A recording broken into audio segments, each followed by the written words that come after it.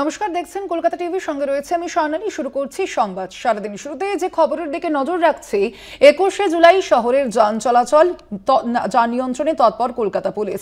শহরের যানবাহন চলাচল সচল রাখতে নির্দেশিকা দেওয়া হয়েছে ইতিমধ্যেই লালবাজারের পক্ষ থেকে। আপনাদের জানিয়ে রাখি, লালবাজারের তরফ থেকে এই নির্দেশিকা ইতিমধ্যেই দেওয়া হয়েছে। 21শে জুলাইয়ের ক্ষেত্রে কোন কোন জায়গায় যান চলাচল নিয়ন্ত্রণ থাকবে সেই নির্দেশিকা কিন্তু ইতিমধ্যেই দেওয়া হয়েছে। আপনাদের জানাবো, শহরের যানবাহন চলাচল সচল রাখতে নির্দেশিকা দেওয়া হয়েছে ইতিমধ্যেই লালবাজারের তরফ থেকে। 21শে জুলাই শহরের যান নিয়ন্ত্রণে তৎপর কলকাতা পুলিশ।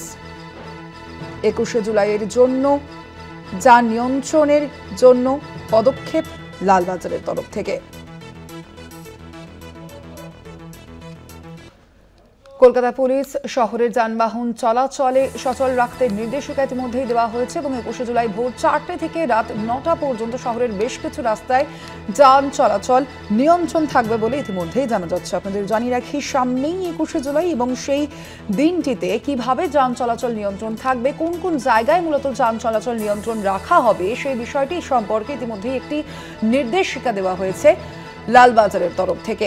21শে জুলাই শহরের যান নিয়ন্ত্রণে তৎপর কলকাতা পুলিশ। শহরের যানবাহন চলাচল সচল রাখতে এই নির্দেশিকা লালবাজারের। আমরা জানি, 21শে জুলাই দিনটিতে রাজ্যের বিভিন্ন প্রান্ত থেকে তৃণমূল কর্মী সমর্থকরা আসেন এবং সে কারণেই মূলত এই যান চলাচল নিয়ন্ত্রণ রাখার নির্দেশিকা। আরো বিস্তারিত জানবো আমরা। আমাদের সঙ্গে এই মুহূর্তে নিউজ রুম থেকে রয়েছেন প্রতিনিধি অরিত্র ঘোষ। অরিত্র, লালবাজারের এই নির্দেশিকায় কি বলা হচ্ছে, ঠিক কোন কোন জায়গায় এই যান চলাচল নিয়ন্ত্রণে রাখা হবে?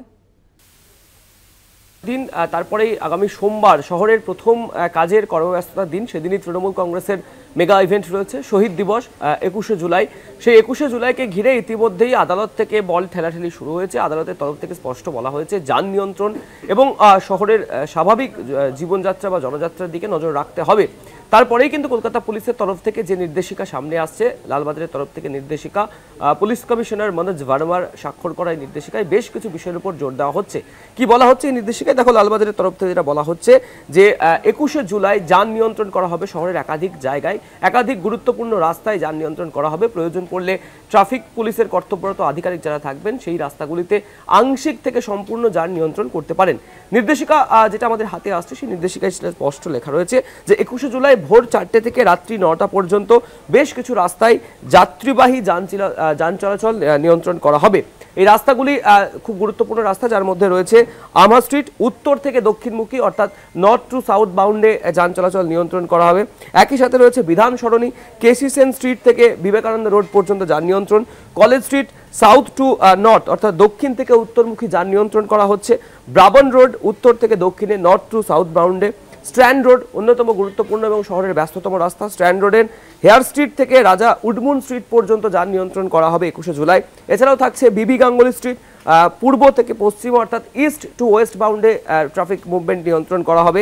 Bentinck street south to north সেই রাস্তায় যান নিয়ন্ত্রণ করা হবে। এছাড়াও নিউ সিআইটি রোড পশ্চিম থেকে পূর্বে, রবীন্দ্র সরণি, বিকে পাল অ্যাভিনিউ থেকে লালবাজার স্ট্রিট পর্যন্ত যান চলাচল নিয়ন্ত্রণ করা হবে 21শে জুলাই।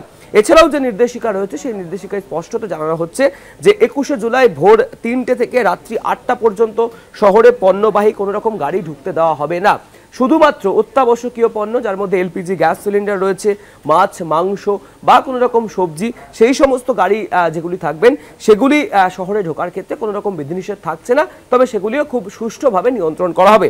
এছাড়াও পুলিশের তরফ থেকে অর্থাৎ লালবাজারের তরফ থেকে জানানো হচ্ছে যে শহর কলকাতার বেশ কিছু গুরুত্বপূর্ণ রাস্তা, যে সমস্ত জায়গায় মূলত ট্রাফিকের পার্কিং হয়ে থাকে, সেই পার্কিংয়ের ক্ষেত্রেও কিন্তু নিষেধাজ্ঞা থাকছে এবং বেশ কিছু গুরুত্বপূর্ণ জায়গা এবং রাস্তায় কোনো রকম পার্কিং করতে দেওয়া হবে না 21শে জুলাই।